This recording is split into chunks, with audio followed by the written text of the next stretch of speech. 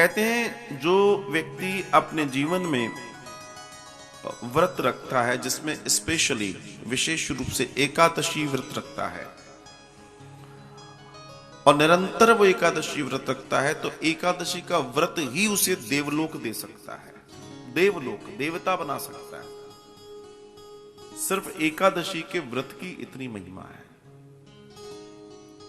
लेकिन आज के इस युग में रखने वाले रखते भी हैं और नहीं रखने वालों को कितना ही समझाओ, उन्हें समझ नहीं आता।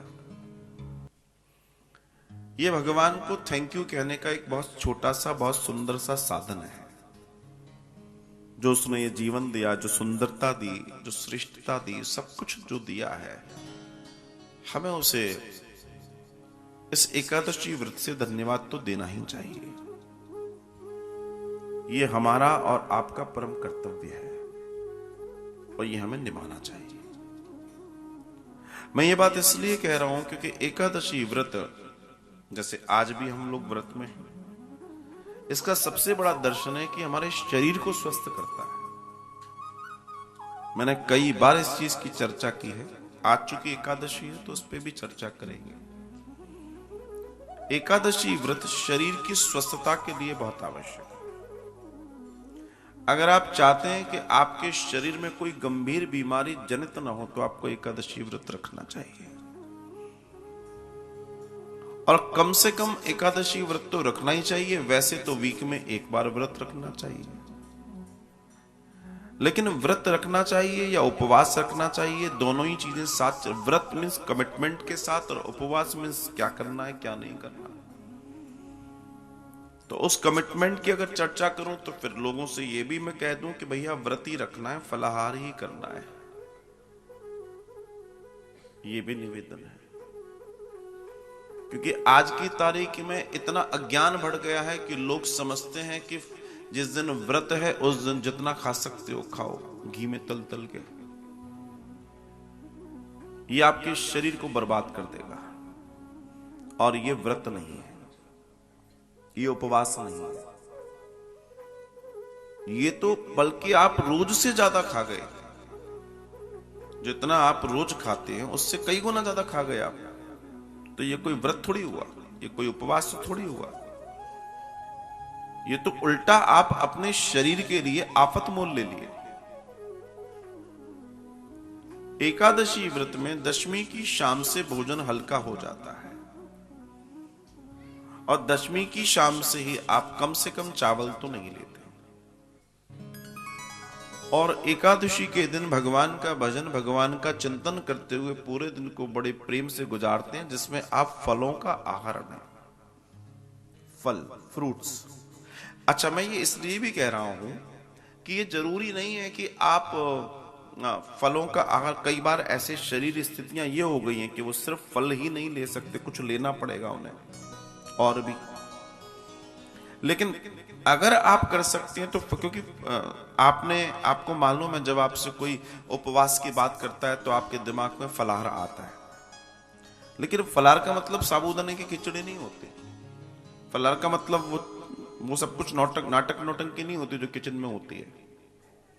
फलहार का मतलब थोड़ा संधि विच्छेद करके समझ लो, फलों का आहार इति फल आहार। तो जो विज्ञान हमारे ऋषि मुनियों ने हमें दिया था उपवास का, हमने उसको भी खंड कर दिया। और वो इसलिए दिया था कि आपके शरीर को जब गैप मिलेगा भोजन का तो शरीर रिपेयरिंग करेगा शरीर की। अब रिपेयरिंग होनी बंद हो गई, एक्स्ट्रा काम उस पर बढ़ गया, तो शरीर डैमेज ही होगा, बनेगा तो नहीं। और कई बार यही होता है कि जिस दिन उपवास है उस दिन बेचारी कढ़ाई भी सोचती है आज सुबह से टंगी हूं गैस पर, कुछ होगा मेरा नहीं होगा।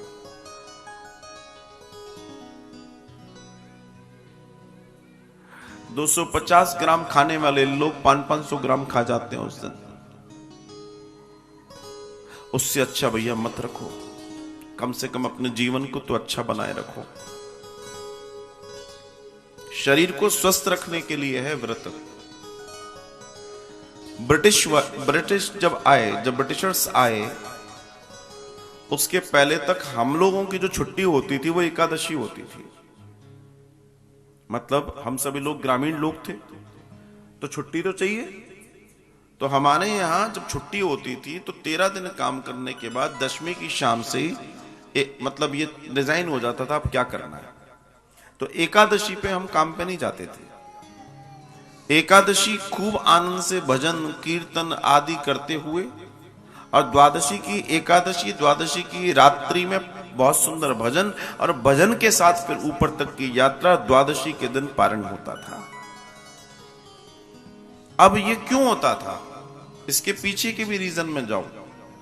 जो तुमने 12-13 दिन अन्न खाया है, क्योंकि अन्न में 9 दोष हैं, अन्न में 9 प्रकार के दोष होते हैं। तो जो अन्न खाया है उसके अंदर विष भी है।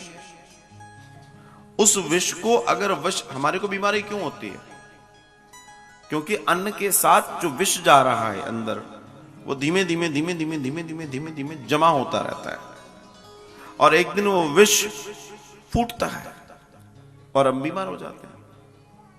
ये छोटी सी बात है। तो इस विष को अंग्रेजी में आजकल कहने लगे टॉक्सिन्स। ये बॉडी में कलेक्ट इकट्ठे हो जाते हैं। अब ये निकलेंगे कैसे, इनको निकाला कैसे जा सकता है? इनको निकालने के लिए सबसे अच्छा साधन है फलों का आहार। इसलिए कई लोगों को देख रहा हूं उनकी डाइट में डेली फल जरूर होते हैं, और जिनकी डाइट में डेली फल हैं वो अगर कोई उपवास नहीं भी कर रहे हैं तो दिक्कत नहीं है, उनकी बॉडी मैनेज और मेंटेन रहती है। अगर आप एक महीने में 3 बार निर्जला रह लें, एक महीने में 3 बार या 2 बार कम से कम निर्जला रह लें, तो आपको कभी भी कैंसर जैसी बीमारी नहीं हो सकती।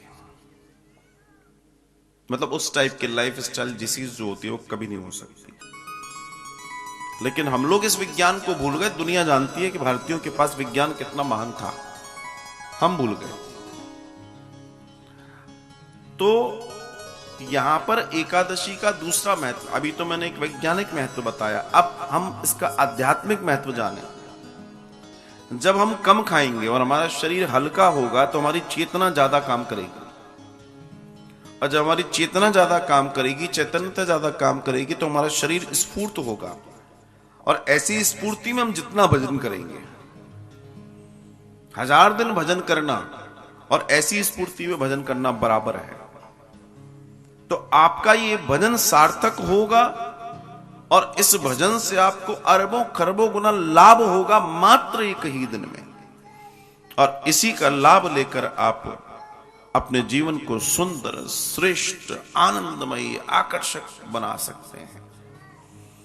तो अगर आप अब तक एकादशी नहीं रहते हैं तो आज से ही संकल्प लीजिए कि मुझे एकादशी रहना है। एकादशी व्रत करने का संकल्प ले लें, ताकि आप और आपका शरीर, आप सब लोग आनंद से रहें।